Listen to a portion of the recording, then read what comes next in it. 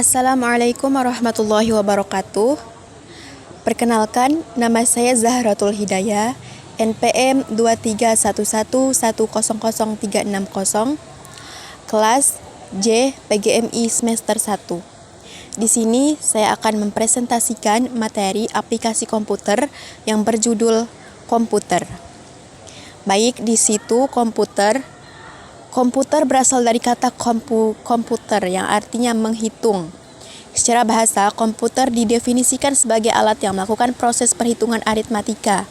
Secara umum, komputer didefinisikan sebagai seperangkat alat elektronik yang menghubungkan komponen satu dengan yang lainnya sehingga menghasilkan informasi yang sebelumnya telah diolah terlebih dahulu.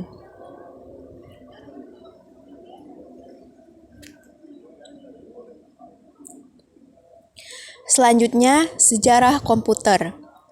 Yang pertama, komputer generasi pertama, yaitu tahun 1946 sampai 1959 atau disebut juga tabung vakum. Komputer generasi pertama dibuat pada tahun 1946 silam yang menggunakan media tabung vakum sebagai komponen dasarnya. Terus yang kedua, komputer generasi kedua, 1959 sampai 1965 atau transistor. Komputer generasi kedua tidak lagi menggunakan tabung vakum sebagai medianya, melainkan teknologi transistor digadang-gadang adalah cikal bakal dari penciptanya komputer ini.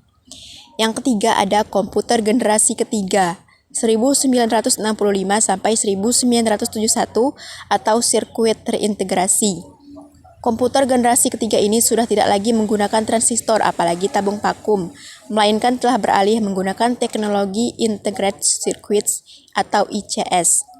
Terus yang terakhir ada komputer generasi keempat, 1971 sampai sekarang atau disebut mikroprosesor.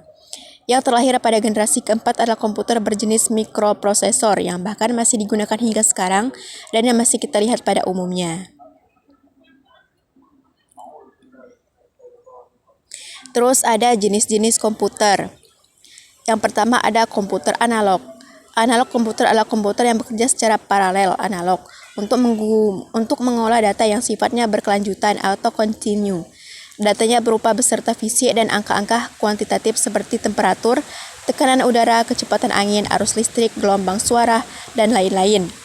Yang kedua ada komputer digital.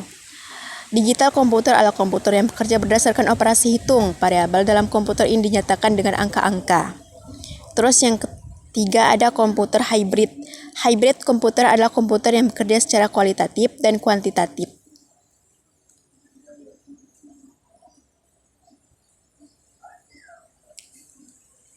Selanjutnya ada jenis-jenis komputer berdasarkan ukuran.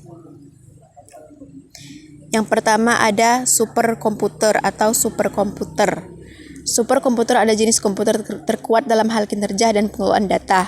Superkomputer mampu melakukan triliunan instruksi per detik yang dihitung dalam floating point operation per second flops, tidak seperti personal komputer PC yang hanya bisa melakukan jutaan instruksi per detik. Yang kedua ada mainframe komputer atau komputer mainframe.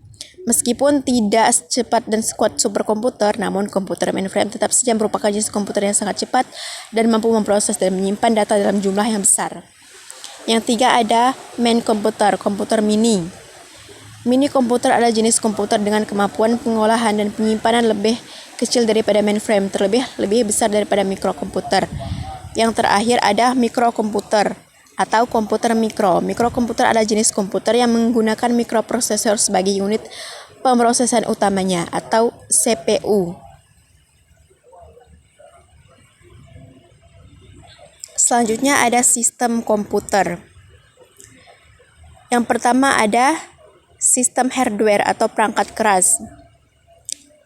Merupakan perangkat komputer yang memiliki wujud fisik, jadi perangkat ini dapat disentuh, misalnya seperti motherboard, prosesor, hard disk, memori, power supply, dan lain-lain. Yang kedua ada software atau perangkat lunak. Software diartikan juga sebagai perangkat lunak, jadi perangkat ini tidak memiliki bentuk fisik seperti hardware. Yang ketiga ada brainware atau pengguna komputer. Brainware yaitu orang yang menjalankan atau mengoperasikan komputer. Brainware sangat penting karena komputer tidak dapat bermanfaat jika tidak dioperasikan oleh manusia.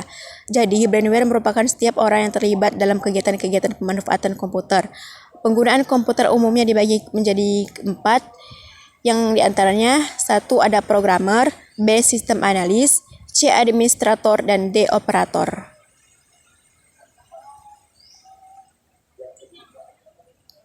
Baik, sekian dari presentasi aplikasi komputer saya hari ini. Lebih dan kurang saya mohon maaf, kepada Allah saya mohon ampun. Saya akhiri, wassalamualaikum warahmatullahi wabarakatuh.